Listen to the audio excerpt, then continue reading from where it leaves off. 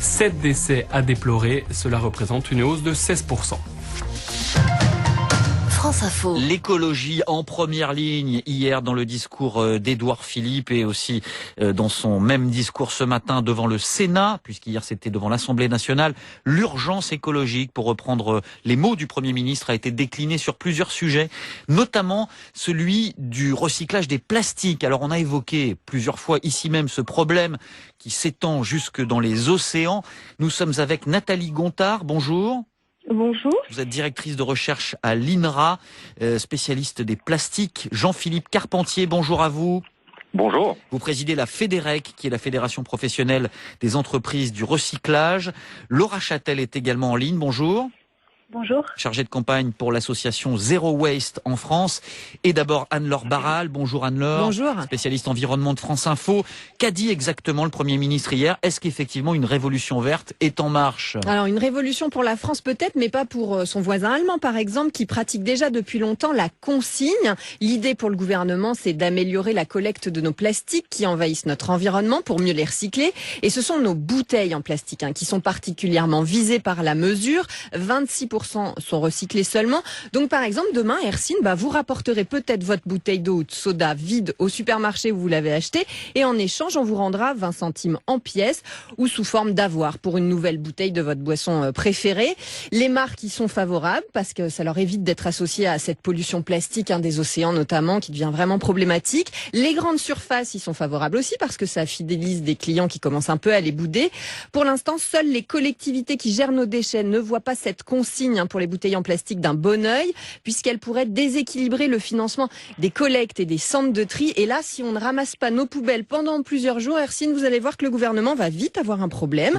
Un comité de pilotage doit donc se mettre en place pour trouver une bonne solution pour tout le monde. Mais l'idée est donc bien de recycler et pas de moins consommer de plastique. Édouard Philippe l'a dit, il n'est pas un défenseur de la décroissance. Bien, alors on va voir ce que pensent de tout cela nos invités. Laura Châtel, on peut commencer avec vous. Est-ce que vous avez le sentiment qu'une volonté politique apparaît réellement en matière d'écologie? Est-ce que le discours d'hier et de ce matin est un tournant dans ce domaine selon vous?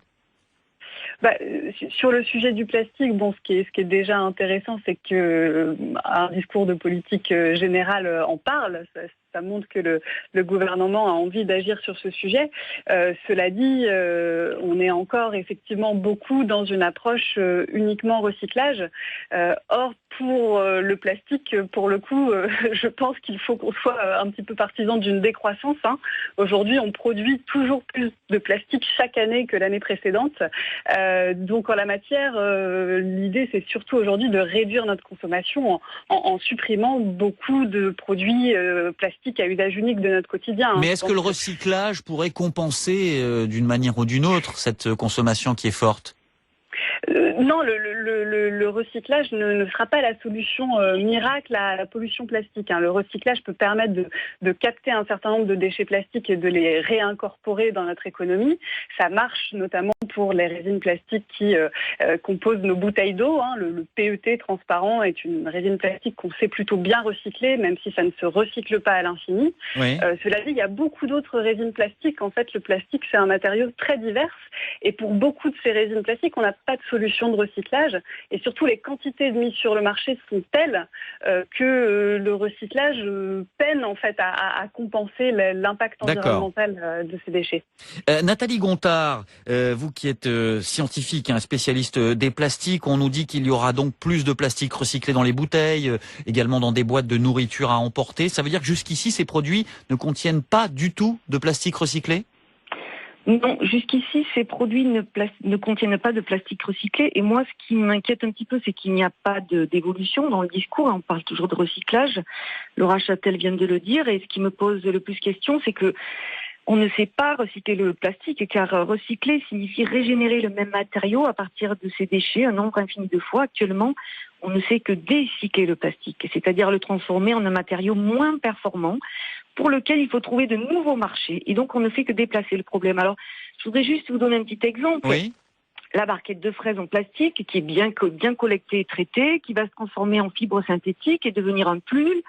pour remplacer la laine ou le coton. Pull qui va s'user dans la machine, libérer des fibres de plastique dans les eaux de lavage et puis sera jetée.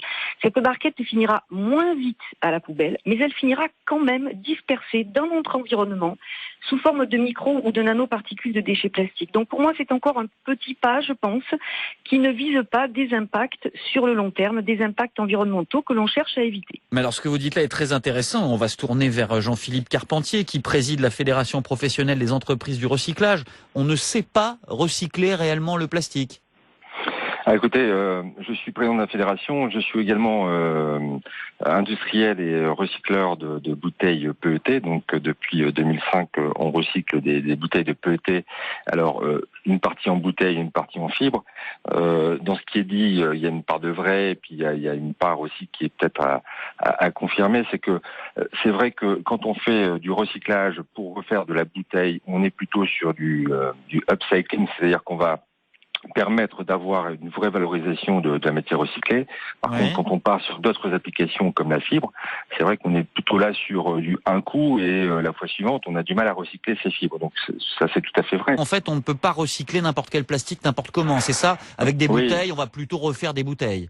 Oui, c'est-à-dire que effectivement, il y a un gros problème qui n'a pas été abordé dans le discours du Premier ministre, c'est l'éco-conception. C'est-à-dire qu'aujourd'hui, on a des plastiques qui sont, comme on l'a dit tout à l'heure, de différentes résines, de plus en plus complexes. Et il est clair qu'aujourd'hui, l'éco-conception, elle est plus d'un point de vue marketing que d'un point de vue recyclabilité. Et nous, on milite pour le fait de dire qu'on ne peut pas mettre tout type de plastique sur le marché sans qu'au préalable, il y ait eu une étude de recyclabilité de fait dessus.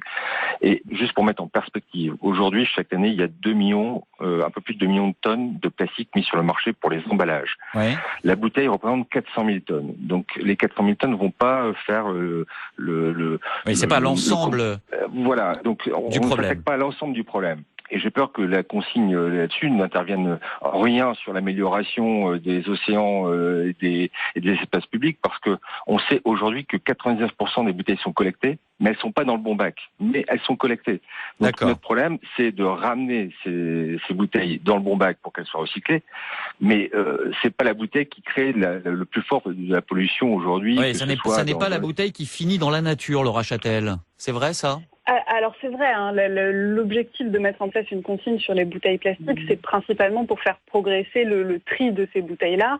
Ça ne réglera pas l'ensemble du problème de la pollution plastique, puisqu'il y a beaucoup d'autres déchets qui se retrouvent dans la nature, qui sont précisément les déchets aussi les moins recyclables. Quel est le premier déchet plastique qu'on retrouve dans la nature? On sait le dire ou pas? Alors, il y a essentiellement des emballages. Essentiellement des emballages, tout ce qui est justement bouteilles, sacs, etc. Oui. Des emballages alimentaires. Donc en général, c'est ce qu'on jette plus facilement. Et ensuite, dans les mers, on va retrouver aussi énormément de plastique utilisé pour la pêche et les activités autour de la pêche. Nathalie Gontard, directrice de recherche à l'INRA, Jean-Philippe Carpentier de la Fédération professionnelle du recyclage et Laura Châtel de l'association Zero Waste à la table de France Info ce midi. France Info sur tous les assistants.